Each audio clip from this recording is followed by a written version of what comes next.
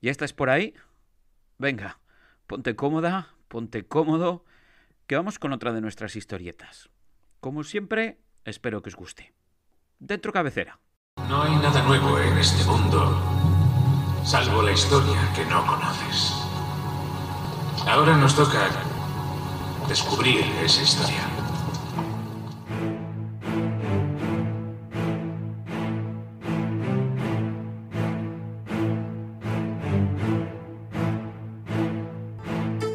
Desde Vitoria-Gasteiz, capital en el norte, saludos. Mi nombre es Ismael García Gómez. Soy un arqueólogo que a veces cuenta historias. Historias de nuestra historia. ¿Te apetece escuchar una? Si es así, adelante. Bienvenida, bienvenido a la máquina del tiempo.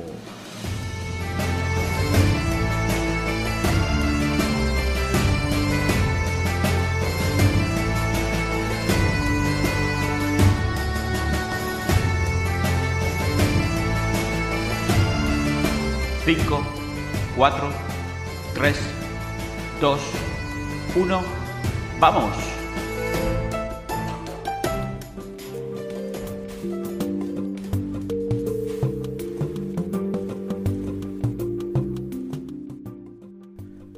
Nuestro viaje de hoy nos va a llevar bastante lejos. Vamos a dar un salto de prácticamente 8 siglos para situarnos en pleno siglo XII. Fue en esa época en que Gasteiz pasó a ser Vitoria y Vitoria creció y creció hasta que a su lado surgió una nueva Puebla a la que dieron en llamar Nova Victoria. Para hablar de esta época hay un documento fundamental cuyo análisis es el que voy a abordar en el presente podcast. Me estoy refiriendo obviamente al fuero del año 1181, un documento conservado en nuestro archivo municipal que encierra no pocos enigmas. Pero antes, permitidme un par de mensajes. Suscríbete al canal o sígueme en Twitter. Allí soy @arqueólogo_, para así estar al corriente cada vez que publique un nuevo podcast. Si te gusta lo que oyes, apoya el trabajo que me lleva a preparar este audio dándole al like o compartiéndolo en redes. Y por último, recuerda que este podcast puedes encontrarlo tanto en iVoox como en YouTube o incluso en Spotify. Basta que teclees Historias de Vitoria y Álava en sus buscadores y ahí te saldrá. Y creo que eso es todo. Venga, ahora sí, despegamos.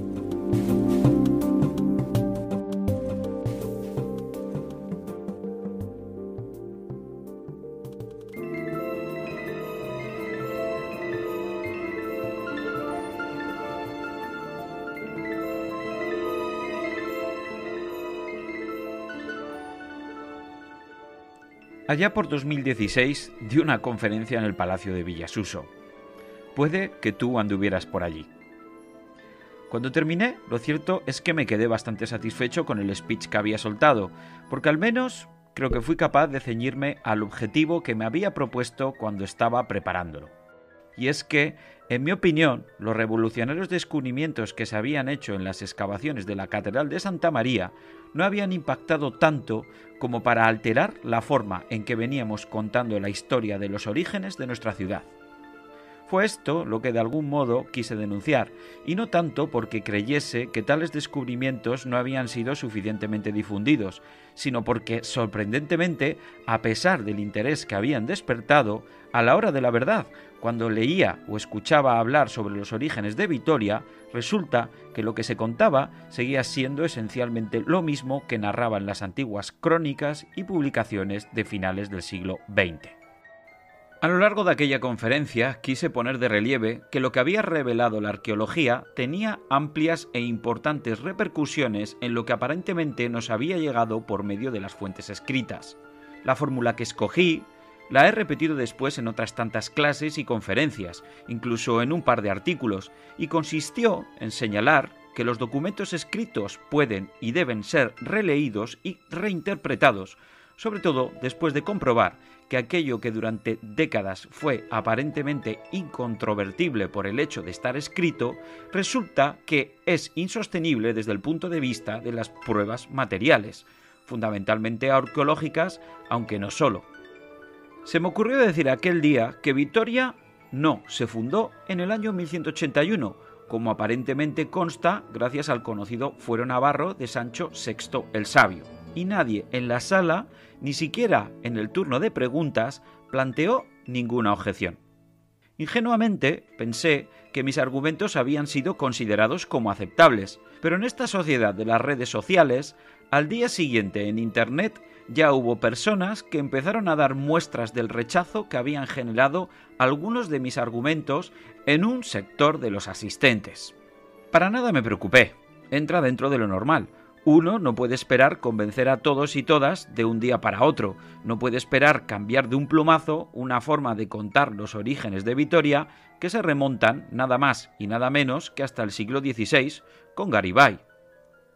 Sin embargo, resulta un tanto descorazonador comprobar la fuerza arrolladora y la inercia que puede tener una tradición historiográfica por mal fundamentada que pueda estar.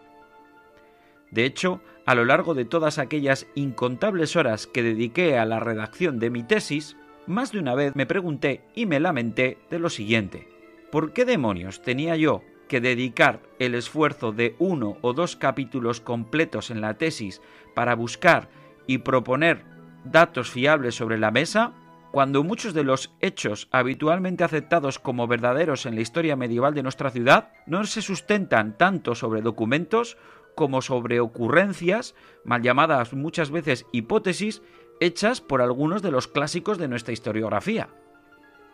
Pero en fin, lamentablemente una tesis no te la prueban con solo ocurrencias o ideas más o menos bien traídas, y por eso es que uno, también más o menos, se autoanima, convencido de que el esfuerzo merece la pena, puesto que el avance de la ciencia histórica consiste precisamente en eso, en no conformarse, en proponer explicaciones alternativas que encajen cada vez mejor con los datos que conocemos. Y ahí está precisamente el quiz, creo, en el caso de la historia de Vitoria, pues hace tiempo que tenemos nuevos datos sobre sus orígenes, los cuales proceden sobre todo de las excavaciones, y estos nos obligan a releer y analizar incluso los viejos documentos aparentemente ya conocidos, ahora bajo un nuevo prisma. Pero como digo, cuesta mucho vencer la inercia de la tradición, cuesta cambiar el chip en la mente colectiva de la gente. En las redes a menudo surgen expertos y expertas por todos lados, muchos haters y no haters que hacen exigencias por otra parte lícitas, yo ahí no entro, que sin embargo no se atreven a hacer a Caro Baroja, a Serdán, a Velasco, a Floranes o a Landázuri, cuando estos mismos en sus obras, ante la falta de datos fiables, son los primeros que reconocen cuán alto es el grado especulativo de sus hipótesis sobre los orígenes de nuestra ciudad. Pero en fin, disculpadme esta pataleta inicial, aunque creo que a veces está bien entrar en los entresijos del making of de la historia, y vamos ya directamente al ajo. Quizá el principal obstáculo que suele impedirnos asumir la idea de que Vitoria no se fundó en 1181 tiene que ver con el propio concepto de lo que es, o creemos que debe ser, una fundación. Al respecto, en 2013 ya escribí lo siguiente: ¿alguna vez nos hemos preguntado cuáles son los argumentos que han elevado el fuero de 1181 al rango de fuero fundacional?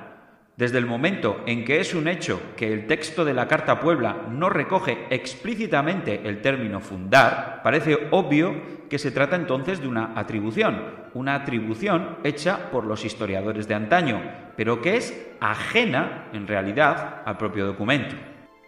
En efecto, la redacción del fuero de 1181 no dice en ninguna parte, no sé si lo habréis leído, que su concesión implique como consecuencia la fundación de Vitoria.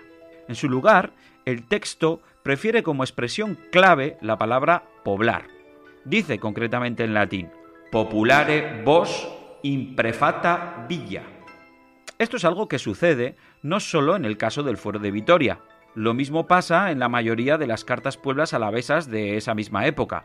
Salinas de Añana, del año 1140, la Villa de Antoñana, de 1182, Bernedo, 1182 también, Arganzón, 1191, Labraza, 1196 y otras muchas que podría mencionar. Alguien podría decir que el término poblar es prácticamente equivalente. Depende de cómo te lo tomes al de fundar. Pero yo creo que no. Diría incluso que no en absoluto. El término fundar implica implícitamente la inexistencia, repito, inexistencia de algo anterior. Y en efecto, a la historiografía clásica, esta es una idea que le ha gustado mucho. En tiempos de la Roma antigua, los historiadores han gustado de este verbo, fundar, pues era una forma clara, a la par que sencilla, de fijar un punto en el tiempo y hacer tabula rasa de todo hecho histórico anterior al momento de la fundación, que era el que se quería destacar. El ejemplo por antonomasia lo tenemos en la propia fundación de la ciudad de Roma. Esto fue lo que dije también al respecto en 2013. En la mentalidad del patriciado romano no era concebible que Roma, aquella capital de capitales, pudiera descender de una aldea. Así pues, a pesar de que algunos pocos historiadores como Varrón dieron fe de la existencia de aquel asentamiento precedente, que se llamaba Septimontium, la mayoría de cronistas clásicos prefirió ignorarlo y refugiarse en un mito fundacional semi-inventado, en el cual Rómulo crea Roma prácticamente desde la nada. En palabras del arqueólogo Andrea Carandini, Roma debía nacer de la nada para que la empresa de Rómulo quedase libre de presupuestos y pudiese consistir en un milagro, la fundación. Así pues, como era costumbre en la línea de los clásicos, aquellos que empezaron a historiar Vitoria en el siglo XVI adoptaron con toda naturalidad el concepto de fundación como fórmula historiográfica para hablar de los orígenes de nuestra ciudad. El problema, no obstante, de poner el acento en un momento concreto para hablar del origen de una población es claro, y es que este puede acabar funcionando como pantalla, es decir, eclipsando todo lo que pudo haber antes. Y eso es precisamente lo que pasó en el caso de Vitoria. Por un lado, el foco puesto en el acto de la fundación condenó a la penumbra a su antecesora Gasteiz e hizo que la mayoría pensásemos que esta no era otra cosa que una simple aldea sin mayor mérito ni importancia. En 2013 escribí al respecto. Floranes apenas menciona a Gasteiz y cuando lo hace se refiere a ella como cortísima aldea de Álava. Colai Goiti no es menos lacónico al describirla como la a un tiempo pobre, solitaria y empinada aldea de Gasteiz. Cerdán vuelve a insistir sobre su insignificancia. ¿Qué era Gasteiz en el siglo XI en que por primera vez vemos escrito su nombre? Una aldea insignificante como muchas, de escasísimo vecindario, sin otra característica que su situación topográfica. Pues bien, hoy día sabemos por las excavaciones en la Catedral de Santa María que aquella Gasteiz que se encontró Sancho VI de Navarra era de todo menos una aldehuela. Aquella Gasteiz era un consolidado centro de poder, una villa amurallada desde finales del siglo XI o principios del XII, con calles empedradas desde bastante antes y con residencias de notable envergadura donde habitaba la oligarquía que dominaba en esta parte de la llanada prácticamente desde el siglo VIII. Por otro lado, esta insistencia en señalar un momento fundacional para Vitoria, lo que ha hecho ha sido forzar a lo largo de los siglos una lectura del texto del Fuero de 1181 que, a mi juicio, sobreinterpreta su contenido. Así, por ejemplo, se ha presupuesto que Nova Victoria y Victoria, ambos topónimos citados en la Carta a Puebla, eran sinónimos, cuando existen serios argumentos que invitan a pensar que no, es decir, que Victoria y Nova Victoria son dos núcleos, dos asentamientos vecinos, sí, pero distintos. Al respecto, en 2013 dije: en nuestra opinión, con la denominación Nova Victoria, el monarca navarro se está refiriendo a una más que probable Puebla Nueva de Vitoria, para diferenciarla de Vitoria a secas, que sería el núcleo antiguo circunscrito sencillamente a lo alto de la colina, ese que a lo largo de la historia se ha conocido como Villasuso. Desde nuestro punto de vista, esta expresión podría incluso estar confirmando que tiempo antes a la concesión del fuero de 1181, Sancho VI ya habría rebautizado la aldea de Gasteiz como Victoria. Afortunadamente, a pesar de las reticencias que al parecer despertó mi charla de aquel 2016, en los últimos años, esta relectura que propuse del fuero está teniendo ecos positivos entre algunos de los mejores expertos en el tema, como por ejemplo el catedrático de la Universidad del País Vasco, Ernesto García Fernández, que en una reciente publicación sobre el fuero de La Guardia manifestó: «Se ha demostrado de forma fehaciente en la villa de Vitoria que las urbanizaciones de la primera y la segunda Pueblas son anteriores a la concesión del fuero conservado en el Archivo Municipal de Vitoria, otorgado por Sancho VI el Sabio a sus pobladores en 1181. Ismael García Gómez ha planteado la posibilidad de que Vitoria hubiera podido recibir una carta de fuero en una fecha anterior. Es una hipótesis que en el caso de Vitoria me parece muy probable. Existen argumentos que pueden encaminarnos hacia ese destino. De la lectura del texto foral se deriva que Sancho VI de Navarra puso el nombre de Victoria a la aldea que previamente era conocida como Gasteiz, aunque no se especifica en qué momento se produjo dicho cambio.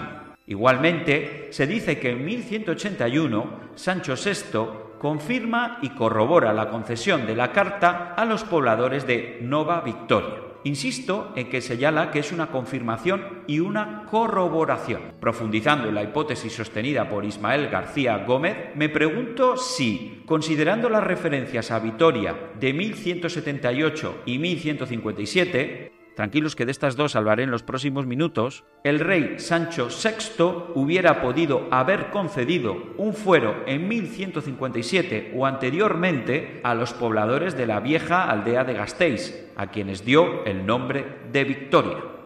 Y cómo no, yo aprovecho las palabras de Ernesto para hacerme un poco de autopublicidad, que para eso estoy en mi podcast, ¿no? E insistir en que todas estas cuestiones acerca del fuero hace ya unos cuantos años que las expuse en un artículo que titulé Vitoria-Gasteiz antes de Vitoria-Gasteiz, una aproximación a la construcción historiográfica de los orígenes de nuestra ciudad. Un artículo de libre descarga que puedes encontrar en mi página de Academia Edu y que forma parte de la obra colectiva Arqueología e Historia de una ciudad, los orígenes de Vitoria-Gasteiz, de la que Agustín Azcárate y José Luis Solaun son editores.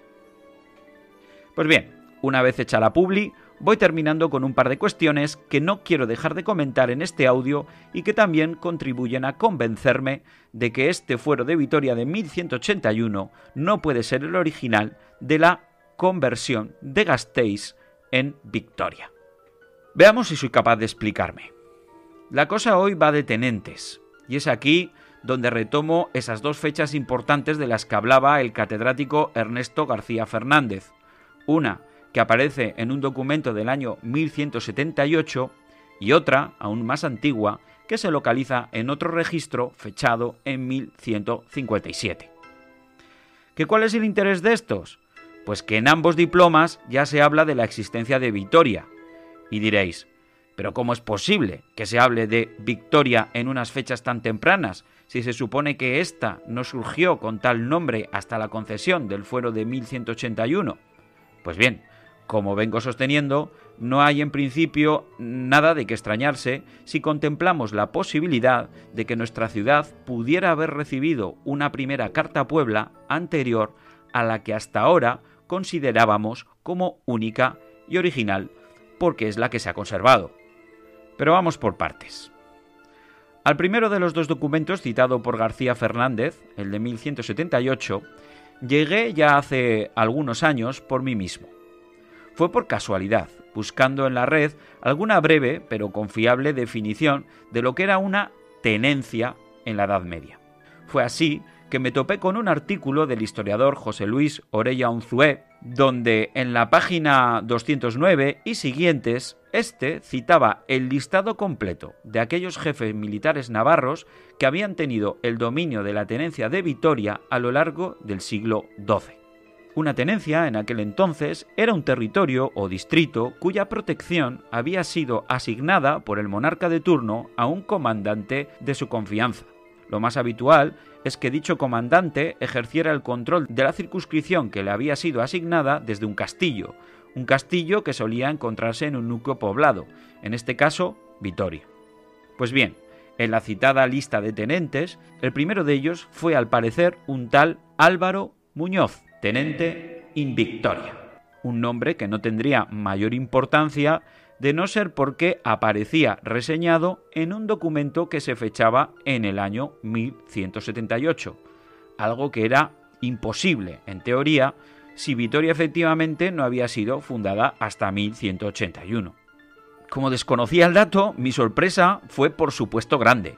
Me quedé a medio camino entre la emoción de ver de algún modo confirmadas mis sospechas sobre que el nombre de Vitoria era anterior a 1181 y el escepticismo de cualquier investigador profesional que debe mantener en cuarentena todo supuesto descubrimiento hasta no hacer las pertinentes comprobaciones. De inmediato me puse a buscar el texto del documento en cuestión, el cual encontré publicado en el volumen número 77 de la colección Fuentes documentales medievales del País Vasco, de Eusko Ikaskuntza. Fue allí donde pude comprobar cómo, en efecto, al parecer la cita era correcta. El documento, transcrito por Orella Onzué, presentaba al final una serie de confirmantes, es decir, un listado de personas relevantes en el reino que garantizaban con su firma la veracidad de su contenido, entre los cuales se encontraba el señalado Álvaro Muñoz, tenente de Vitoria en 1178. Esto por un lado. Por otro, de la otra referencia mencionada por Ernesto García Fernández, la del año 1157, no tuve conocimiento hasta leer más recientemente otro de los artículos de este autor.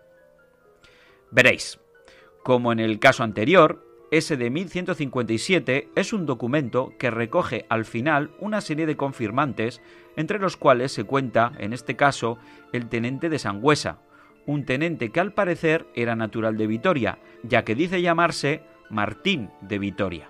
De ser así, y es así, resulta que tenemos a un militar natural de Vitoria ejerciendo en Sangüesa 24 años antes de 1181, es decir, mucho antes de la concesión del fuero de Sancho VI. En definitiva, que ya en aquel año 1157, a aquella vieja Gasteiz parece que se la había rebautizado como Vitoria. Y bueno, en mi opinión, esto implica de algún modo que tuvo que haber en nuestra ciudad un fuero aún más antiguo del que conservamos en la actualidad. Como curiosidad, cabe comentar que ese tenente, Martín de Vitoria, sería en consecuencia el primer vitoriano del que tenemos constancia documental, un primer vitoriano que no hay que confundir con el primer gasteiztarra, mucho más antiguo y cuyo nombre también conocemos, aunque esto lo dejaré para otro podcast.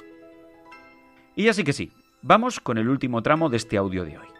Quiero centrarme ahora en las revelaciones de Ana María Barrero, una investigadora del CSIC, especialista en historia del derecho, que ya en 1992 publicó un artículo bajo el título de Las redacciones navarras del fuero de Logroño, el cual considero crucial para la historia de Gasteiz, y que sepas que también te lo puedes descargar de internet.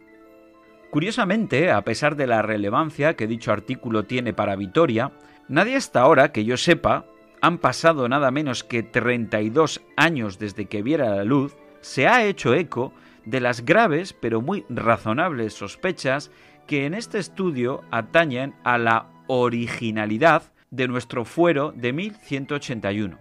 Sirva como ejemplo este breve extracto del artículo donde Ana María afirma: resulta difícil no abrigar serias dudas respecto de la originalidad de este diploma, dudas que, como se verá más adelante, se ven confirmadas por las conclusiones resultantes del cotejo textual de estos fueros. Con estos fueros se refiere al resto de las redacciones navarras derivadas del fuero de Logroño, que son también estudiadas en ese mismo artículo. A ver, que dicho en síntesis, lo que esta experta en historia y diplomática del derecho nos está diciendo es que, si bien materialmente el documento del fuero que conservamos cabe en efecto considerarse auténticamente escrito ese año de 1181, no puede decirse lo mismo de su contenido, el cual tiene todo el aspecto de ser una copia, habría que evaluar hasta qué punto literal, de otro original más antiguo, redactado con anterioridad a 1157, posiblemente por un clérigo o escriba familiarizado con el ambiente de un scriptorium eclesiástico. Y fijaos cómo, curiosamente, esa fecha anterior a 1157, a la que apunta el estudio de Ana María, parece que cuadra a la perfección con esa otra cita de la que se hacía eco Ernesto García Fernández y que nos habla de un tenente que se reconocía como natural de Vitoria precisamente en ese mismo año de 1157, cuando supuestamente Vitoria aún no era Vitoria. En fin, aquí mis conclusiones. Os remito, eso sí, al artículo que ya escribí y que cité más o menos a mitad de este podcast, pues allí creo que está todo mucho mejor explicado.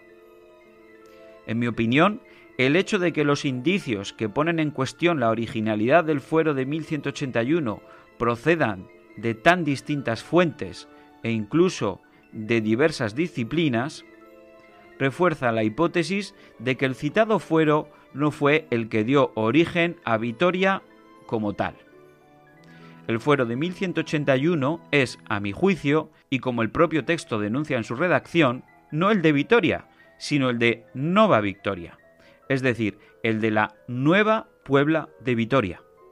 Una nueva Puebla que habría ido surgiendo en la ladera occidental de esa colina, donde desde antiguo y en la parte alta se había asentado Gasteiz, si bien a esta última, en fecha anterior a 1157, ya se la había rebautizado con el nombre de Victoria.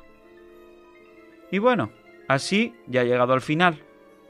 Espero que si mis argumentos te han convencido y alguna vez resulta que hablas con alguien sobre los orígenes de nuestra ciudad, no repitas ya la misma historia de siempre, porque esa explicación ya no se sostiene y existe otra, u otras, si quieres, más coherentes con los nuevos datos de que disponemos. No obstante, una última observación. Que el fuero de 1181 no constituya la fundación de Vitoria no le quita al documento en cuestión un ápice de importancia dentro de la historia de nuestra ciudad.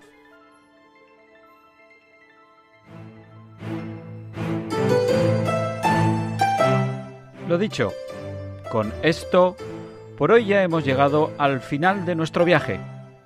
Compañera, compañero, espero verte por aquí la semana que viene.